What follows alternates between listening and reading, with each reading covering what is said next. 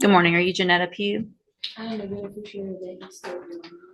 You're the what? I am the beneficiary of that estate. You're the beneficiary of what estate? Answer my questions, please, ma'am. I'm just trying to understand. Beneficiary of that estate. Okay. What's the announcement? Judge, it's my understanding that Ms. Pugh and her family has retained an attorney on this matter. You may, I don't know if you remember, Judge, this is when I was originally appointed on, and we were on the trial docket. She hired a new attorney at that point. Mr. Norwood, who was on the case for a while and then withdrew. And once, recently when the case came back to me, I visited with her and I was told that they did retain another attorney. I was given the name of Christopher Wiley this morning, but I have not heard from him. And my understanding is that at this point still hasn't filed anything with the court. Okay. But I've been told that that's who's supposed to be taking over the case. Okay. For the record, I recognize Ms. Pugh. She's been here before. I do as well, for the record. And I looked into Mr. Christopher Wiley. I can't find that person as a practicing lawyer in the state bar page, and I have not been contacted by anybody on Ms. Pugh's behalf. All right. So, Ms. Pugh, Mr. Lewis has been appointed to represent you at this point. Obviously, you know as well as anyone that you're in custody and we want to get your case taken care of.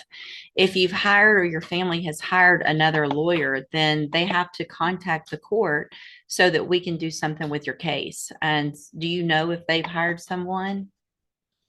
Respectfully, Your Honor, I do not agree with your appointed foreign agents, considering that the first duty is to the state and will be considered conflict of interest. Your Honor.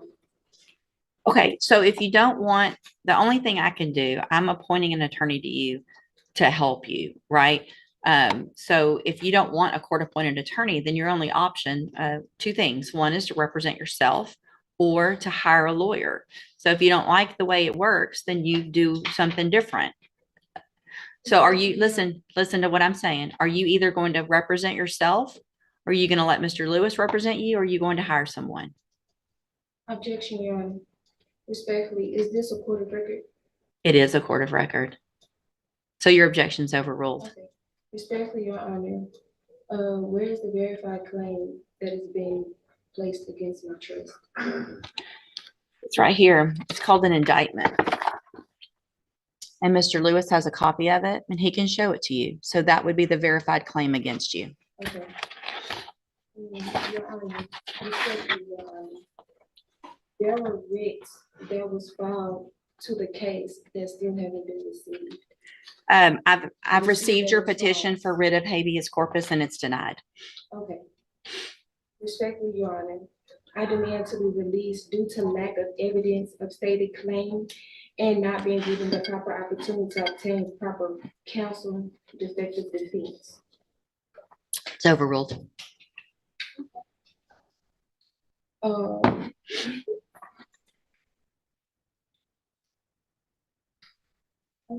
You're running out, aren't you? No, it's fine. So here's the thing, Ms. Pugh. I appreciate your position, but listen, Ms. Pugh, don't speak over me. Respectfully, Your Honor, for my incarceration. Ms. Pugh, just because you say respectfully does not mean that you get to interrupt me. That's disrespectful, right? Hang on. Listen to me. Everything you have there is overruled. And here's one of the reasons why is because you have a lawyer and your lawyer will file the appropriate motion. You're interrupting me again, which is disrespectful. So I'm going to leave Mr. Lewis as your attorney unless you choose to represent yourself or hire someone else. I'm going to give you 2 weeks to determine what you're going to do. You can go back. You can go back with the bailiff. I will not agree or comply to your appointed Go back. agents. You already said that, and that's overruled. Go back with the bailiff. Get your own attorney or represent yourself if you don't like it.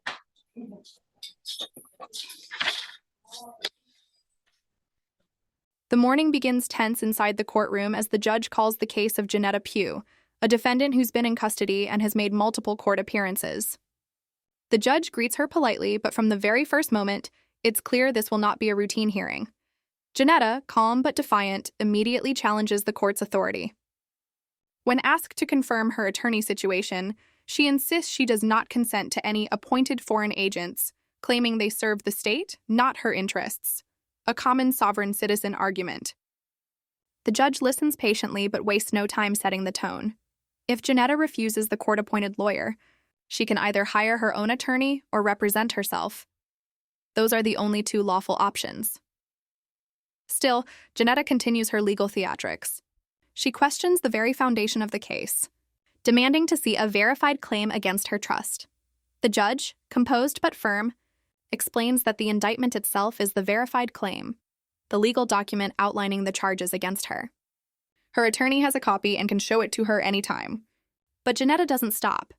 She next insists on being released, claiming there's no evidence and no proper counsel.